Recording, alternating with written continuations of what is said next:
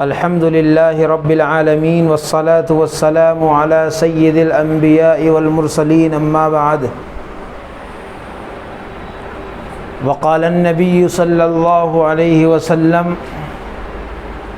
انی بعثت بالحنیفیۃ السمحہ او کما قال صلی اللہ علیہ وسلم۔ محترم حضرات، دین اسلام کو یہ امتیاز حاصل ہے کہ دوسرے جو ادیان ہیں، دوسرے جو دین ہیں، ان کے مقابلے میں دین اسلام میں بڑی آسانی رکھی گئی ہے۔ حدیث کے اندر آتا ہے ان الدین یسر، دین جو ہے بہت زیادہ آسان ہے۔ پھر رسول اللہ صلی اللہ علیہ وسلم نے حدیث کے اندر ارشاد فرمایا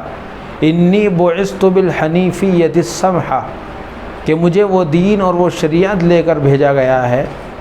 وہ شریعت اور وہ دین دے کر بھیجا گیا ہے جس کی بنیاد آسانیوں پر رکھی گئی ہے،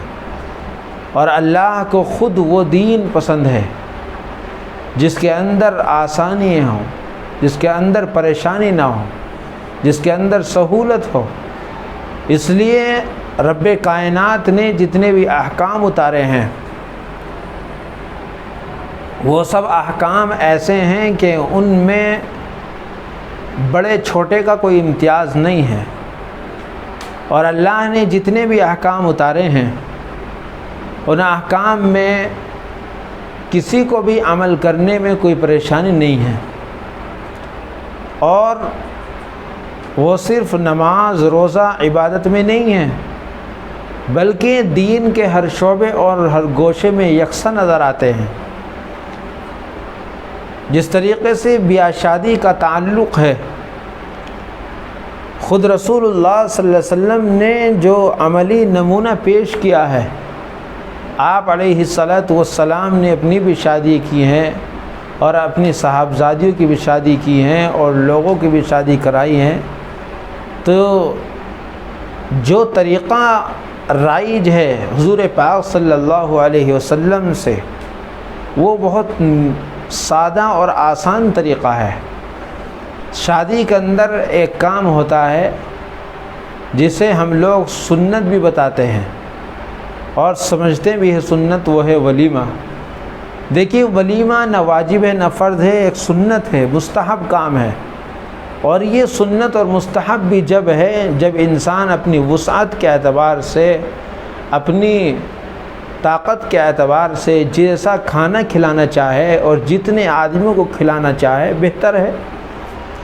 جس کے اندر کوئی نام و نمود اور کوئی دکھلاوا اور کسی طریقے کی کوئی شہرت نہ ہو۔ حدیث کے اندر آتا ہے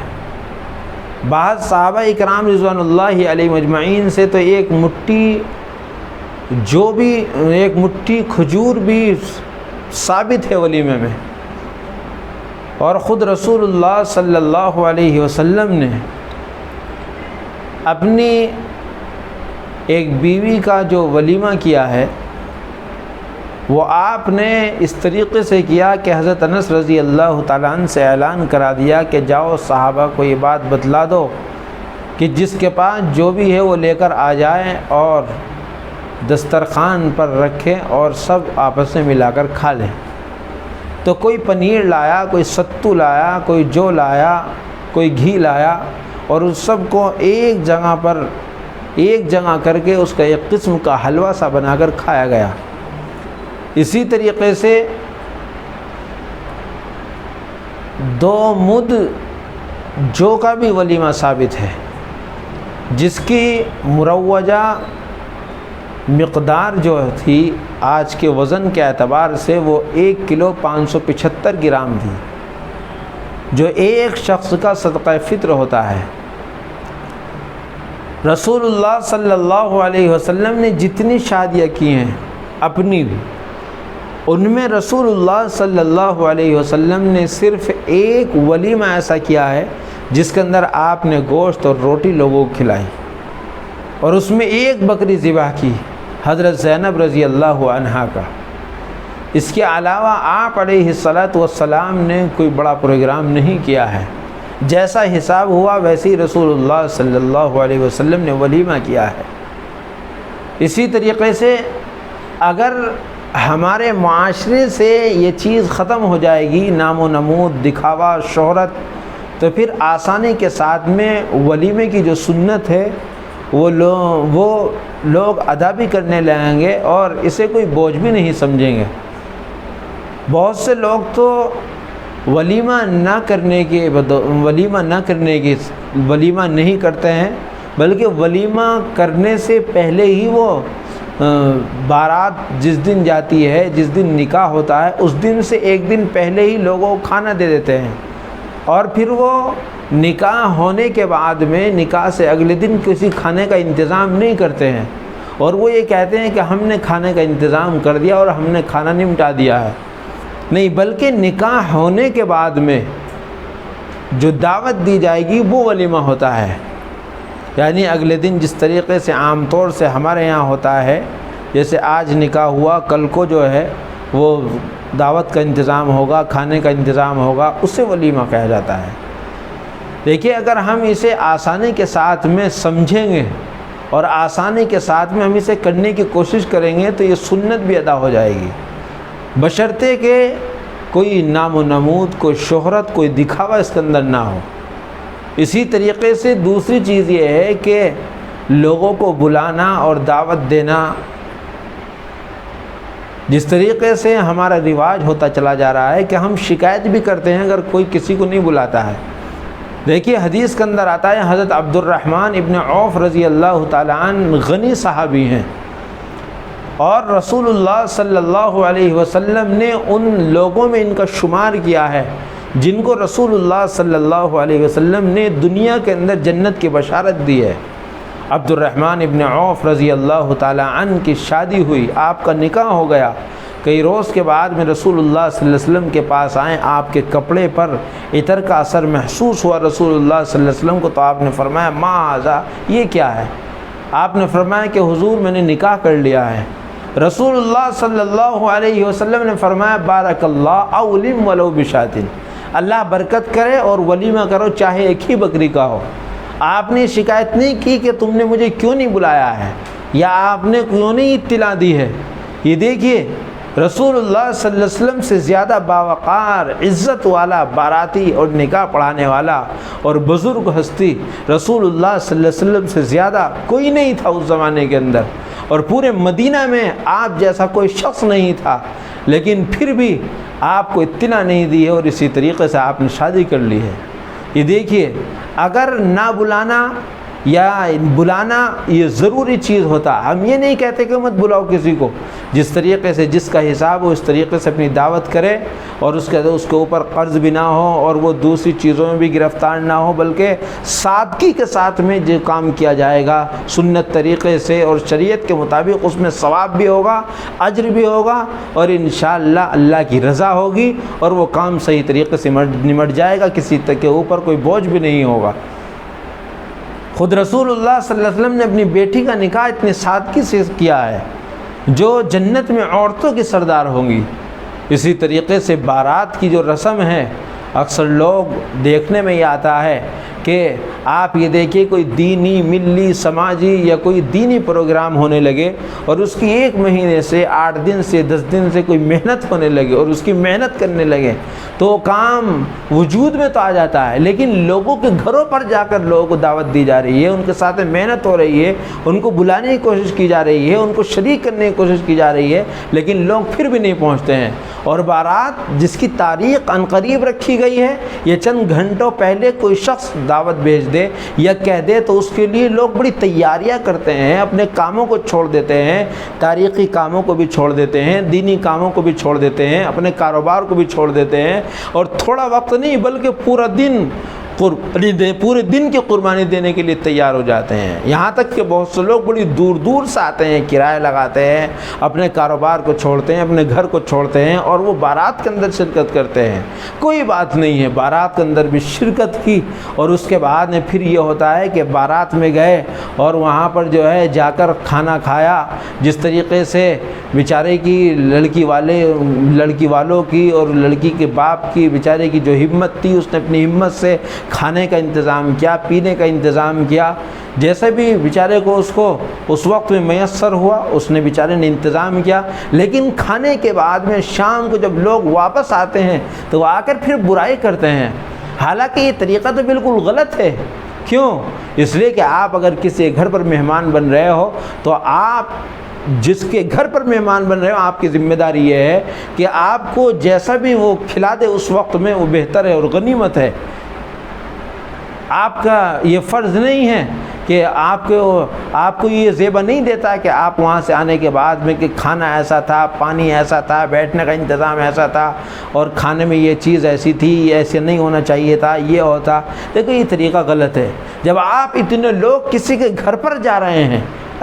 اور گھر پر جانے کے بعد میں پھر اتنے بڑے پروگرام میں بدنظمی بھی ہو سکتی ہے اور کھانے کے اندر بھی کوئی کمی ہو سکتی ہے، تو پھر آپ کو یہ زیبا نہیں دیتا۔ آپ مہمان بن کر گئے ہیں، مہمان کا کام یہ نہیں ہوتا کہ وہ میزبان کی بے عزتی کرے یا کھانے کے اندر عیب نکالے۔ حدیث کے اندر آتا ہے رسول اللہ صلی اللہ علیہ وسلم نے ارشاد فرمایا، رسول اللہ صلی اللہ علیہ وسلم کے بارے میں آتا ہے کہ آپ کھانے کے اندر عیب نہیں نکالتے تھے، جیسا وقت پر ملا ویسا کھا لیا۔ اگر آپ کی مرضی نہیں چاہ رہی تو مت کھائیے، آپ کو اچھا نہیں لگ رہا تو مت کھائیے، اگر آپ کو اچھا نہیں لگتا جانا تو مت جائیے، لیکن آپ ایک طریقے سے تو رسمی کام کر رہے ہیں جس کا شریعت کے اندر کوئی ثبوت نہیں ہے، پھر اس کے ساتھ ساتھ میں آپ پھر آ کر برائی کرتے ہیں میزبان کی۔ یہ دیکھیے لڑکی والوں کے لیے، لڑکی کے باپ کے لیے بارات وبال جان ہو جاتا ہے۔ اس لیے جب اس طریقے سے فضول خرچیاں ہوتی ہیں، حضور پاک صلی اللہ علیہ وسلم نے ارشاد فرمایا ان اعظم النکاح برکتاً ایسرہ مؤونتاً، کہ سب سے بابرکت نکاح اور اس نکاح کے اندر خیر و برکت ہوگی، اس نکاح کے اندر عافیت اور رحمت ہوگی، جس نکاح کے اندر، جس شادی کے اندر سب سے کم خرچ ہوگا۔ یہ دیکھیے اچھی ریاستیں شادی کی بدولت تباہ و برباد ہو گئیں، لیکن لوگوں کی جب بھی آنکھیں نہیں کھل رہی ہیں، جب لوگوں کے گھر نیلام ہوں گے اس وقت میں لوگوں کی آنکھیں کھلیں گی، اس وقت میں شریعت کے مطابق شادی کریں گے۔ اس لیے ہم یہ کہتے ہیں، ہم یہ چاہتے ہیں کہ ہمارے معاشرے کا جو ماحول ہے وہ بالکل بدل جانا چاہیے۔ یہ غریبوں کی بیٹیاں جو گھروں کے اندر بیٹھی ہوئی ہیں، جو سامان اکٹھا کرنے پر لگے ہوئے ہیں، جو پیسے جوڑنے پر لگے ہوئے ہیں، اگر سادگی کے ساتھ مسلمان اپنی شادیاں کرنے لگے سنت کے مطابق تو سب کی بیٹیاں گھروں سے رخصت ہو جائیں گی عزت کے ساتھ میں، اور معاشرے سے جو بگاڑ ہے وہ ختم ہو جائے گا، اور پھر جس طریقے سے جو لالچ لوگوں کے دلوں کے اندر بھرا ہوا ہے وہ بھی ختم ہو جائے گا۔ اچھے دیندار لوگ اس کے اندر گرفت میں ہیں، اور اچھے دیندار لوگ جو ہیں، بڑھیا بہترین جو دیندار لوگ سمجھے جاتے ہیں، بظاہر ان کا دینی مزاج نہیں ہے، بظاہر دیندار تو ہیں لیکن دینی مزاج نہیں ہے۔ ہم یہ بات کہتے ہیں کہ دیندار ہونا الگ چیز ہے، دینی مزاج ہونا یہ الگ چیز ہے۔ لہذا دینی مزاج ہمیں بنانا چاہیے، اور پھر ہم اپنی اولاد کا، اپنے بچوں کا بھی دینی مزاج بنائیں گے۔ اگر کہیں بچوں کا دینی مزاج ہوتا ہے تو وہاں پر ماں باپ کی کوشش نہیں کرتے کہ ہم اپنے بچے کے دماغ کے ساتھ میں چلیں، اس لیے کہ یہ بچے کے پاس جو تعلیم ہے، یہ بچے کا جو مزاج ہے اس مزاج کے حساب سے چلا جائے۔ اللہ نے وعدہ کیا ہے غنی کرنے کا نکاح کے بعد میں، اور لوگ پہلے ہی بھیک مانگنے لگتے ہیں، اور لوگ پہلے ہی مال کا مطالبہ کرتے ہیں، لوگ پہلے ہی اس میں ہوتے ہیں کہ کتنا مال ملے گا یا کیا ملے گا، یا ہمیں کیا لینا چاہیے، یا ہمیں کیسی جگہ شادی کی ڈیمانڈ رکھنی چاہیے، یا ہمیں شادی کے لیے رشتہ ایسی جگہ بھیجنا چاہیے۔ یہ سب رسومات ہیں اور یہ سب بگاڑ والی باتیں ہیں، اور یہ سب فضول خرچیاں ہیں، جس کی وجہ سے میرے بھائیوں مسلمان بہت پیچھے ہوتا جا رہا ہے۔ ایک شخص ہے، اس نے ہوش سنبھالا، اور سنبھالنے کے بعد میں پھر اپنا کام پر لگا، اور کام پر لگنے کے بعد میں جب اس نے اپنے ماحول دیکھا تو پھر اس کے بعد میں اپنے گھر کو بنایا، گھر کو بنانے کے بعد اپنی شادی بیاہ کے لیے سوچا، اور اس کے گھر والوں نے بھی اور اس نے بھی خوب اکٹھا کیا، اور 10-5 لاکھ روپے اکٹھے کرنے کے بعد میں پھر شادی کرتا ہے، اور اس کی جو زندگی کا بہترین حصہ ہے وہ مکان میں اور شادیوں میں ہی ختم ہو جاتا ہے۔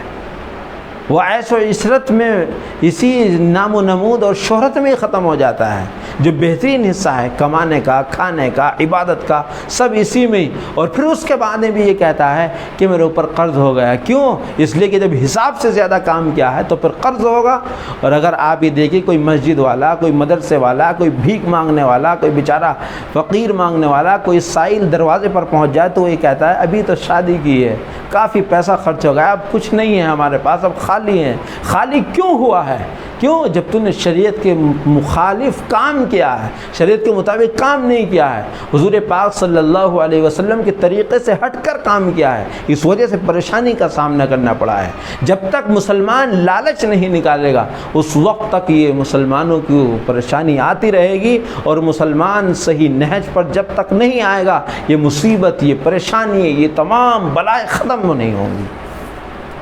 اور جس دن مسلمان صحیح راستے پر آ جائے گا اور اپنے طور طریقے کو صحیح کر لے گا، شریعت کے مطابق زندگی گزارے گا، تو انشاءاللہ یہ سارے کام صحیح ہوتے چلے جائیں گے اور اللہ ساری بلاؤں کو، ساری مصیبتوں کو، پریشانیوں کو ختم فرما دیں گے۔ آج ہم لوگوں کی خود کے اعمال کی وجہ سے پریشانی مصیبت آ رہی ہیں۔ حدیث کے اندر آتا ہے جو شخص نام کے لیے، کوئی شہرت کے لیے کام کرے گا اللہ اس کو بدنام کریں گے۔ جو شخص لوگوں کو سنانے کے لیے، دکھانے کے لیے کوئی کام کرے گا اللہ اس کو ضرور رسوا کریں گے۔ اس لیے شادی بیاہ جو ہے یہ سنت طریقے سے اور سادگی کے ساتھ میں اگر ہوں گے، اور یہ بارات، گانے بجانے، تصویر کشی اگر ختم ہو جائے گی تو سارے کام آسان ہو جائیں گے۔ اور جب پیسہ ہوگا تو پھر دو شیطانی ہتھیار خطرناک والے آئیں گے، پھر تصویر کشی بھی شادی کے اندر ہوگی، پھر ویڈیو بھی بنائی جائے گی، اور پھر اس کے ساتھ ساتھ میں گانا بجانا بھی ہوگا۔ اس لیے جب سادگی کے ساتھ میں نکاح ہوگا تو پھر صحیح عمر میں شادیاں ہوں گی اور یہ بگاڑ ختم ہو جائے گا۔